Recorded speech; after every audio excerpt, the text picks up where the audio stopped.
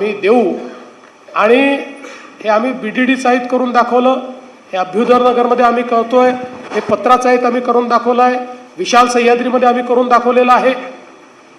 वेगवेगळ्या योजना जर बघितल्या तर काही लोक केवळ मराठी माणसाच्या घरांबद्दल बोलत राहिले, पण करणारे कोण आहेत तर आमची महायुती करणारी महायुती आहे, हे देखील आपण लक्षात घेतलं पाहिजे।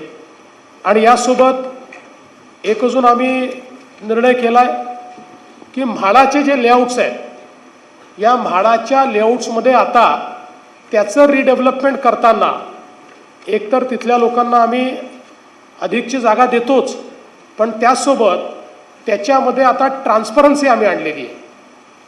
पूर्वी विकासक हा केवळ लोकांकडनं कन्सेंट घेऊन विकासक व्हायचा आणि 20-20 वर्ष लोकांना बाहेर ठेवायचा। आता विकासक म्हाडा असणार आहे आणि जे मुंबईकर आहेत त्यांना घर देण्याकरता त्याच्यावर एक कन्स्ट्रक्शन करता डेव्हलपर अपॉइंट केला जाणार आहे, जेणेकरून उद्याच्या काळात त्यांनी परफॉर्म केलं नाही तर सगळे अधिकार हक्क म्हाडाकडे असतील आणि हे सगळं टेंडर पद्धतीनं आम्ही करणार आहोत। त्यामुळे मोठ्या प्रमाणात ही ट्रान्सपरन्सी आता त्यामध्ये आणलेली आहे।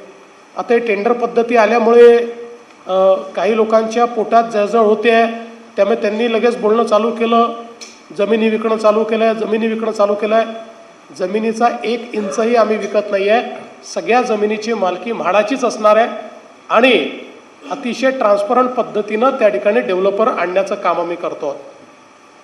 त्याचप्रमाणे वेगवेगळ्या रखडलेल्या SRAच्या योजना या देखील मार्गी लावण्याचं काम आपण केलेलं आहे।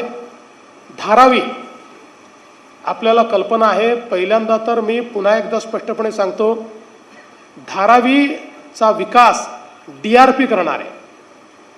या DRP मध्ये स्वतः शासन भागीदार आहे आणि सोबत डेव्हलपर आहे। धारावीमध्ये राहणाऱ्या प्रत्येक व्यक्तीला जो पात्र आहे, धारावीमध्येच मिनिमम 350 स्क्वेअर फुटाचं घर हे देण्याचा निर्णय आपण घेतलेला आहे। धारावीमध्ये वेगवेगळ्या प्रकारचे जे व्यवसाय आणि उद्योग चालतात त्या सगळ्या लघु उद्योग आणि व्यवसायांना त्याच ठिकाणी अधिक चांगल्या पद्धतीनं इकोसिस्टीम तयार करून देण्याचा निर्णय आपण घेतलेला आहे। आणि धारावीतले जे अपात्र आहेत त्यांनाही कुठेही हायकोर्टाचा नियम न मोडता त्यातनं मार्ग काढून त्यांनाही घर देण्याचा निर्णय आपण केला आहे। त्यामुळे एक अत्यंत मोठं काम या धारावीच्या माध्यमातून आपण करतो।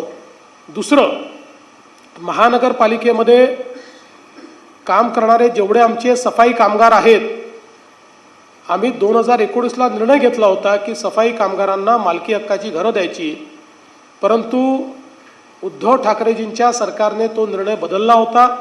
आम्ही पुन्हा निर्णय घेतला आहे आणि आता त्याची सगळी कारवाई आम्ही केली आहे।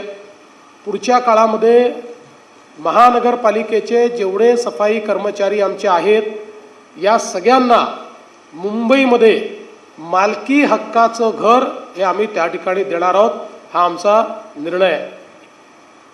शिक्षणाच्या क्षेत्रामध्ये देखील महानगरपालिकेच्या माध्यमातून आपल्या शाळा आधुनिक करणं, आपल्या शाळा महानगरपालिकेच्या ज्या आहेत या कौशल्ययुक्त करणं आणि हे करत असताना महानगरपालिकेच्या प्रत्येक शाळेमध्ये आमच्या मुलांना मराठी नीट शिकता आलं पाहिजे, या दृष्टीनं मराठीचीही लँग्वेज लॅब तयार करणं